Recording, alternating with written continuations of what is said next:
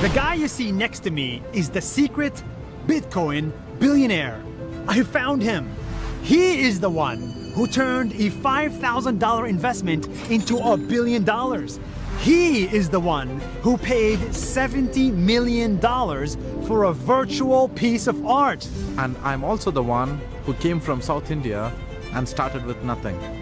For the first time ever, I want to tell you the story of Meta Kovan. This guy from South India did not grow up with money. In fact, for most of his life, he could not afford to buy a laptop. He could only afford to buy a flash drive where he kept all his files. At the night, I used to borrow my friend's laptop when they're just going to sleep, and then I used to use my pen drive and learn how to code. And on the internet, he saw opportunity. So he learned how to code and how to build websites. Simple websites that do simple tasks. So I remember one of the websites I built on which anyone could hire a freelancer for $10. But that didn't go very well. It failed. In total, he built 54 websites and 51 of them were complete failures. Until one day, he stumbled upon Bitcoin. He immediately was drawn to the idea and realized that this Bitcoin technology could be big, really big. It was a global idea, and it had people who were passionate about it from all over the world.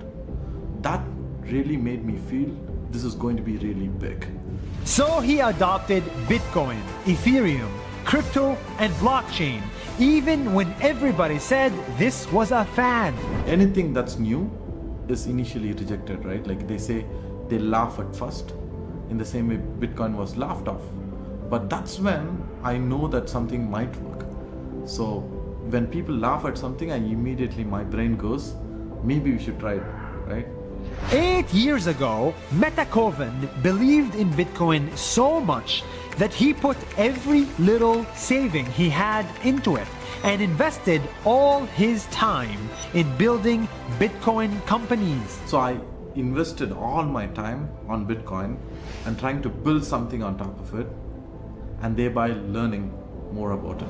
Over the years, his bet took off, and he went from being a broke software engineer to a billionaire crypto holder.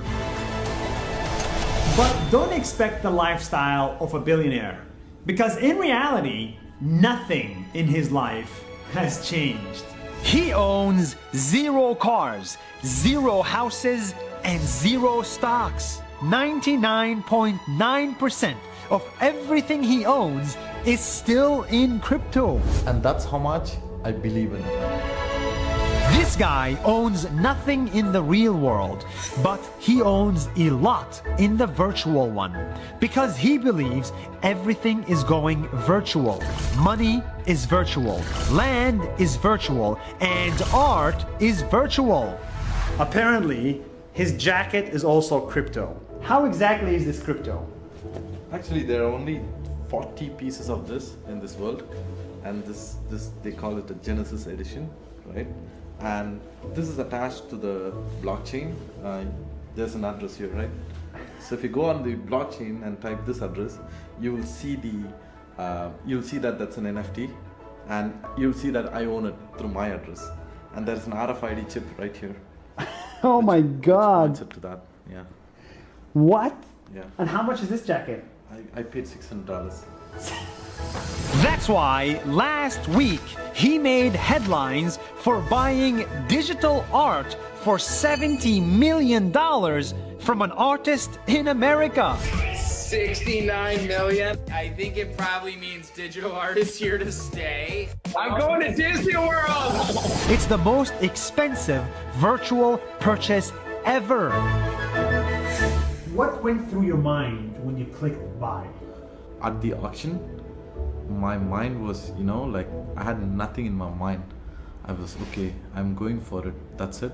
And actually, the funny part is, a lot of people think I was nervous and stuff. I was not.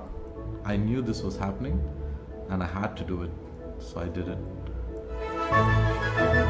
My fund, which is Metaverse, we are planning to build this monument in the Metaverse, which is a virtual space.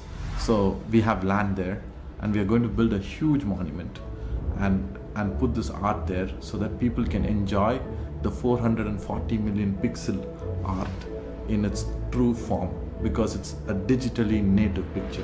For this guy, buying a $70 million piece of crypto art was not just an investment, it was an act of support. He wants to support creators, artists, singers, musicians, people from all around the world, from any race, any gender, any color. People around the world have prejudices, and that gets me really angry, because you have to look at what people do and not how people look like or where they are from, and make your conclusions. Time and again, whenever I've been rejected from something, like an investor or someone, he'd always tell me I don't have pedigree. And I hate that, because you never gave me a chance, right? And if you look at what I do, maybe you'll reconsider your decision. And I think it's the same for everyone in this world. If it wasn't obvious by now, this is not about money. This is about decentralization.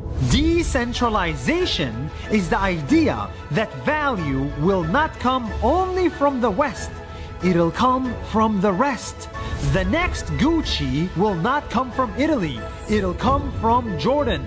The next bank will not come from New York, it'll come from Vietnam, and the next billionaire will not come from San Francisco, they will come from South India.